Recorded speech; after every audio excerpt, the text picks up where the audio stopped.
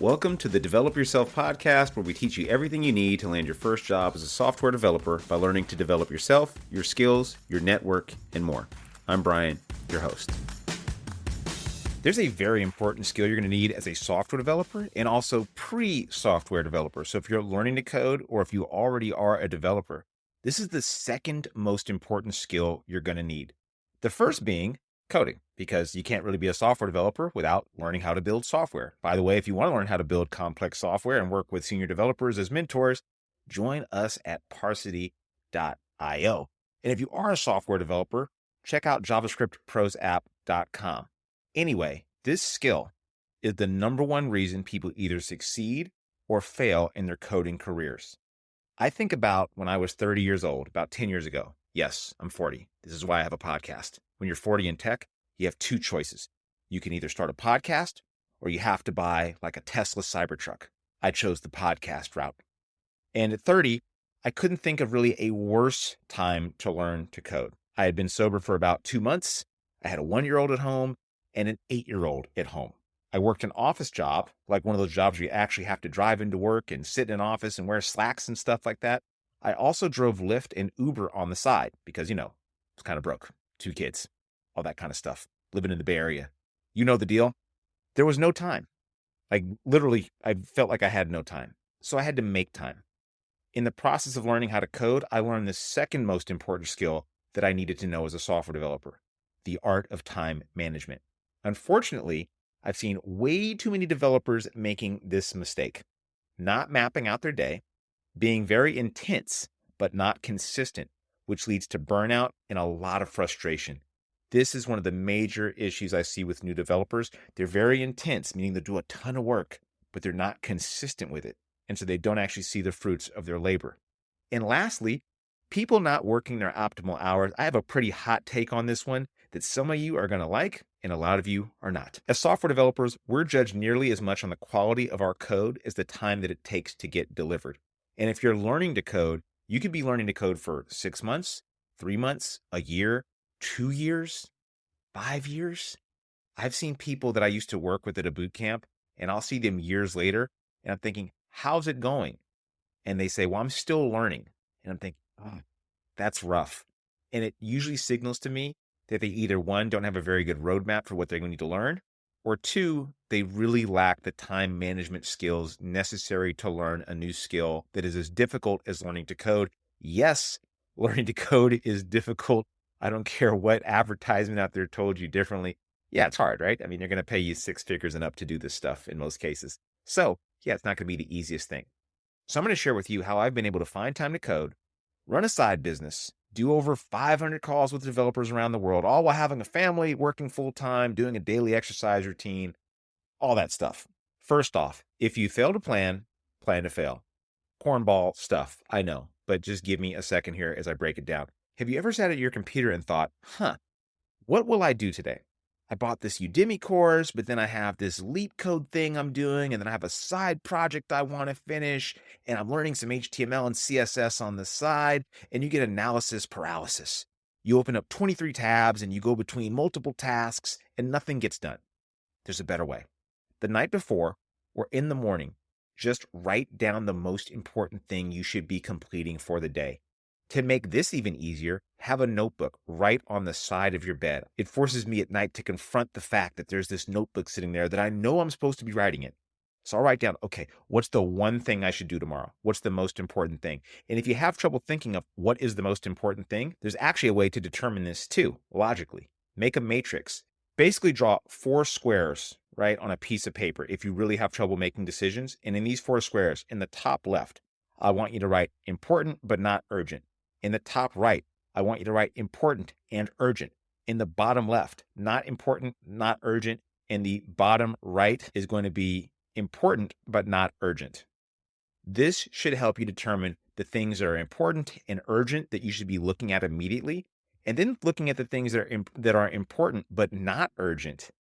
Now, these are the things that typically will give the greatest value later on. But this is just a simple way to organize what you should be doing and make sure that you're actually getting to the thing that you're supposed to get to, rather than just bumbling around and thinking, well, what about that? What's more important, learning this or learning that?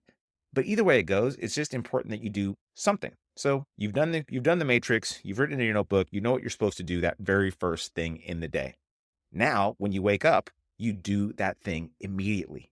And for me, that means when I get up, I go to my computer and I work on the most difficult thing for the day. No meditation, no cold plunge, just targeted work. This has helped me tremendously through the years, especially as I was raising young kids and working 2 different jobs, to find 15 to 30 minutes in the morning to just do that. Now, I have met people that have extenuating circumstances, like truck drivers or people that work insane hours and have these awful commutes. And maybe that's the reason why you're listening to a podcast like this. I would still say, if you can, find those 15 minutes a day. If you can't at all, do it on the weekend. But just have an organization, a plan on how to do it. Because if you have a plan, it's going to make it a whole lot easier to actually go through and do the thing rather than spending 15 or 20 or 30 minutes bumbling around and then just giving up. On to the next lesson. Less is more, but you need to do less more, if that makes sense. So I've taught way too many people how to code at this point. I stopped keeping track a while ago. It must be at least 100, probably over that.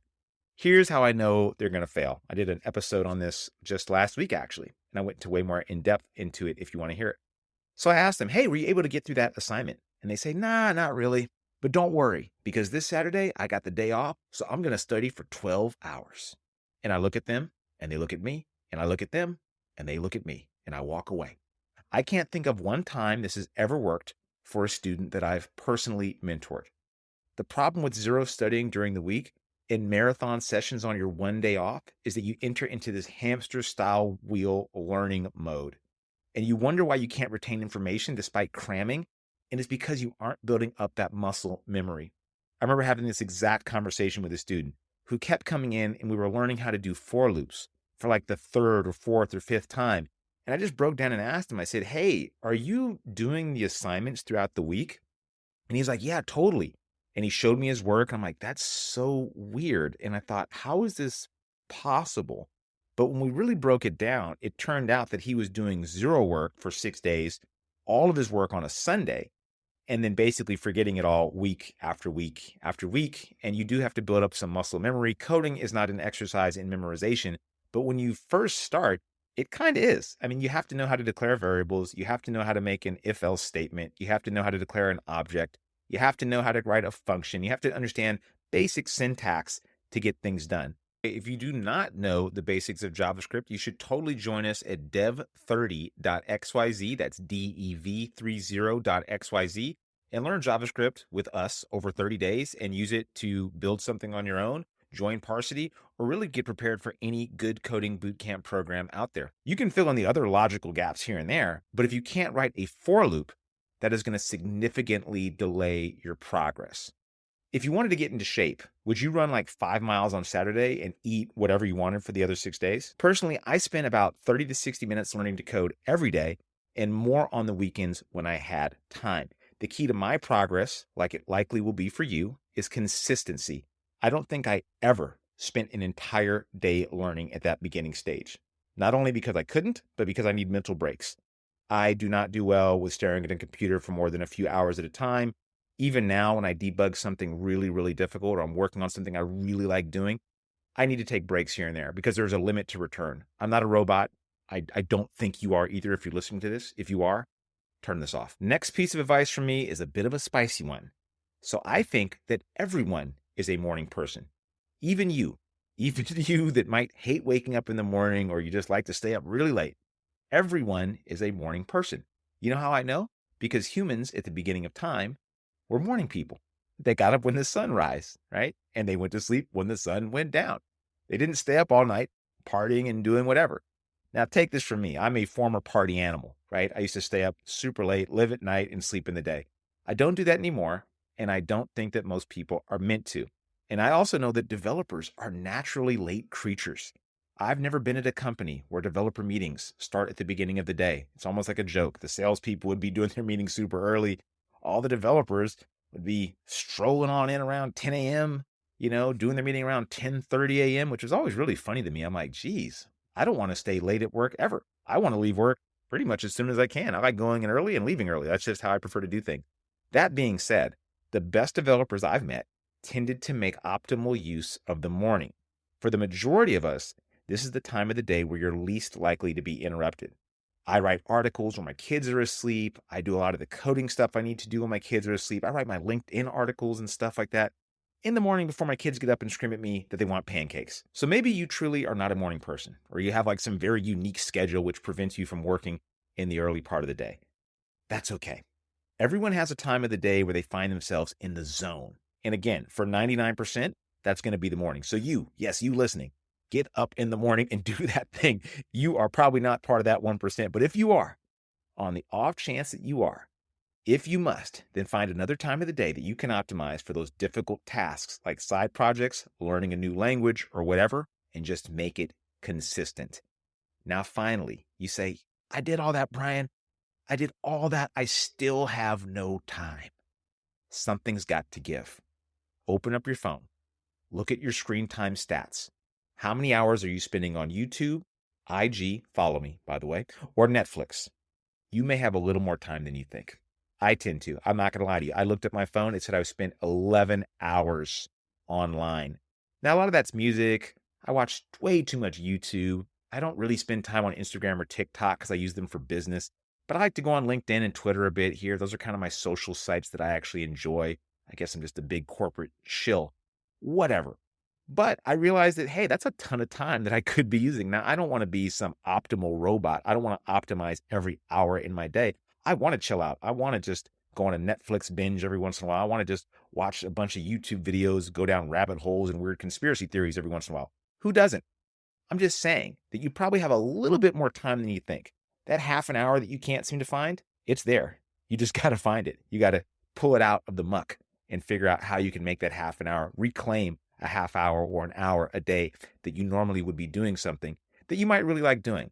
That's part of the sacrifice for learning a new skill, right? And you're going to probably have to make more sacrifices the further you go in your career or the new things that you want to pick up. And you have to make this time non-negotiable.